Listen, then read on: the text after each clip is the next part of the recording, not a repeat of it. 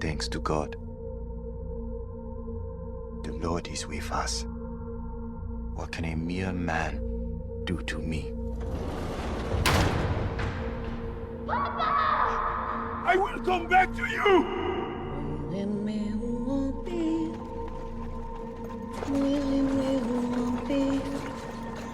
You walk the earth because I let you. I'm your God now.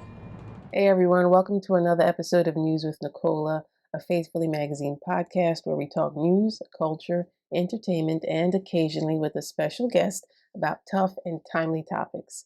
I'm your host, Nicola Amenzi, religion reporter and managing editor at faithfullymagazine.com. In this episode, we take a look at an Apple original film called Emancipation. According to Apple, Emancipation tells the triumphant story of Peter, played by Will Smith, a man who escapes from slavery relying on his wits, unwavering faith, and deep love for his family to evade cold-blooded hunters and the unforgiving swamps of Louisiana on his quest for freedom. Peter was a real-life black man who escaped from bondage, and that act resulted in perhaps the most widely shared photo depicting the brutality of U.S. slavery.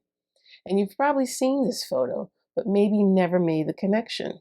That photo was taken during a medical examination conducted by the Union Army on April 2nd, 1863. His disfigured flesh was the result of a brutal whipping by an overseer named Arteu Carrier.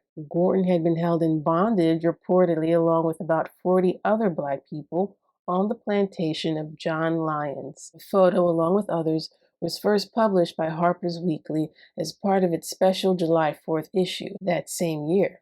It was a critical period for the Union Army, who had started drafting soldiers into the Civil War. The image provoked an immediate response as copies circulated quickly and widely, according to one source. Emancipation appears to take its story from the Harper's Weekly feature on Gordon, some details of which have been challenged by historians as inaccurate. Due to the nature of the genre, filmmakers also take liberties with constructing and contextualizing Peter's history and motivations. Based on what I found, there is no real, full, personal picture of Peter's life. But, you can imagine what his life must have been like based on the system of chattel slavery, the plantation he escaped from, and events during the Civil War, and so forth. For Fuqua, who gave us Training Day and The Equalizer, part of contextualizing Peter meant looking for his motivation. What could have allowed this real-life individual, whose story is being imagined on screen, to not only escape slavery, but to